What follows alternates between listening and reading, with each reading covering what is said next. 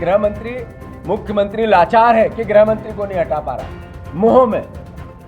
मध्य प्रदेश कांग्रेस के PCC chief Jitu Patwari पहुंचे जबलपुर के टिमरनी गांव। ब्राह्मण परिवार से की मुलाकात। दरअसल यहां पिछले दिनों ब्राह्मण परिवार के 4 युवकों की बड़ी बेरहमी से हत्या कर दी गई थी। इस मामले को लेकर आज कांग्रेस के पीसीसी चीफ जीतू पटवारी मृतकों के परिवार से मिलने पहुंचे। इस दौरान जबलपुर के नेतागण भी मौजूद रहे। वहीं जबलपुर कांग्रेस के प्रभारी केवलारी के विधायक ठाकुर रजनीश सिंह भी इस दौरान उनके साथ यहां मौजूद रहे, जहां उन्होंने पीड़ित परिवार से मुलाकात की और इस दुख की घड़ी पर उन्होंने अपनी संवेदनाएं व्यक्त की है। इस दौरान उन्होंने जबलपुर पहुंचकर फिर एक प्रेस वार्ता ली है और प्रेस वार्ता के दौरान यहां सरकार पर जमकर निशाना साधा है। जिस तरीके से मध्य प्रदेश में कानून व्यवस्था चल रही है उसको लेकर यहां कांग्रेस ने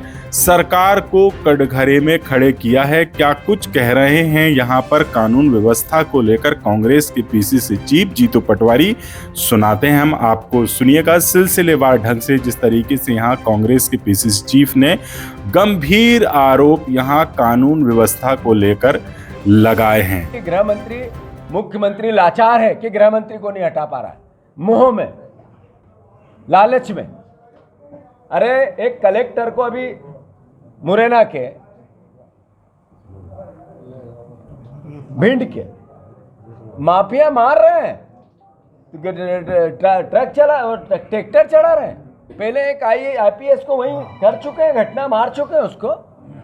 और ये सरकार चल रही है, सर्कस चल रहा है, या अपराधियों की सरकार, माफियाओं की सरकार चल रही है। मैं मानता हूं पूरी घटना से मध्य प्रदेश स्तब्ध है और पूरे प्रदेश में कानून व्यवस्था का राज बचा नहीं। चरमराना एक शब्द था, कानून व्यवस्था लचर एक शब्द था, कानून व्यवस्था चरमरागिरी एक शब्द था, बची नहीं है कानून व्यवस्था। पुलिस अब अपराधियों को सुरक्षित करने में लगी, अवैध धंधों को सुरक्षित करने में लगी। ये सरकार ने 20 साल से है बीजेपी, न पूरा बल है, न इक्विपमेंट है, न संसाधन है, न महिलाओं का पुलिस बल है।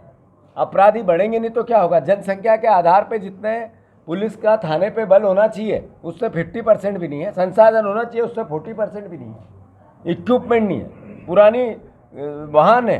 पुलिस को कोई उस तरह की आजकल ट्रेनिंग ही बंद हो गई, केवल थाने पे 24-24 घंटे काम करा, वो भी तनाव में है। पुलिस के कर्मचारी तनाव में घूमते हैं क्योंकि ऊपर पैसे देना है, नीचे उगाई करना है।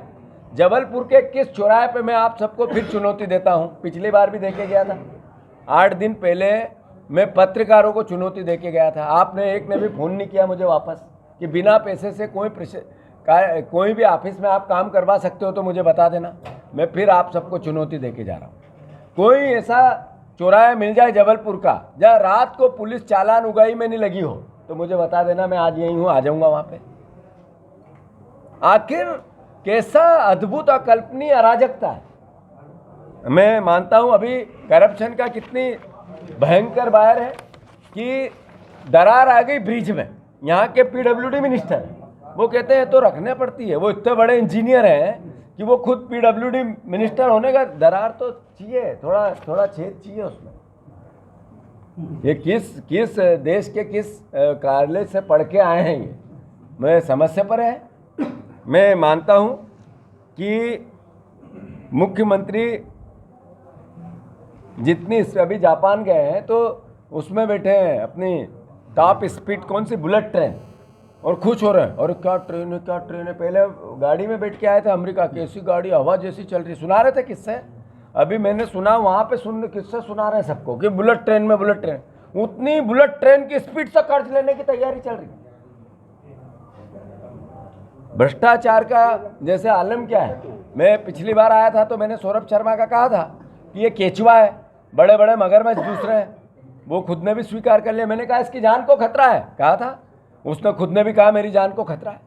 आखिर किस तरीके का प्रदेश बन रहा है। नरेंद्र मोदी जी ने आज बजट पास किया देश का, हम दो हमारे दो का बजट, केवल उद्योगपतियों का बजट, कोई गरीब आदमी के लिए, कोई किसान के लिए, कोई मिडिल क्लास के लिए 12 लाख कमाओ, हम छूट देंगे। 12,000 रुपये रोज हर महीने का कर्ज आ रहा है भाई, कमाएगा कौन? जीएसटी से आम आदमी से आप खजाना भरते हो, जो आटा खरीदता है उससे भरते हो, उससे देश बढ़ रहा है। इनकम है कहाँ तो जो आपको छूट देने की प्रोसेस बने। ये हालत है कि देश 270 लाख करोड़ के कर्जे में चला गया। यानी हर नागरिक पे देश की सरकार ने, केंद्र की सरकार ने 1.5 लाख रुपए का कर्जा कर दिया। और प्रदेश कोई ऐसा नहीं बचा, मध्य प्रदेश समेत, जिसमें 5 लाख करोड़ का कर्जा नहीं। इसका मतलब 70,000 रुपये के कर्ज से इनने, तो आप भाई साहब तिलक वाले पत्रकार महोदय, दोनों ने मिलकर 2 लाख, 2.25 लाख के कर्जे में आपको किया है। आपकी धर्मपत्नी को भी किया है। आपके बच्चे हो तो वो भी 2-2 लाख के कर्जे में, वो 15 लाख आएंगे और फिर 75 लाख घर में आ जाएंगे 5 जनों के।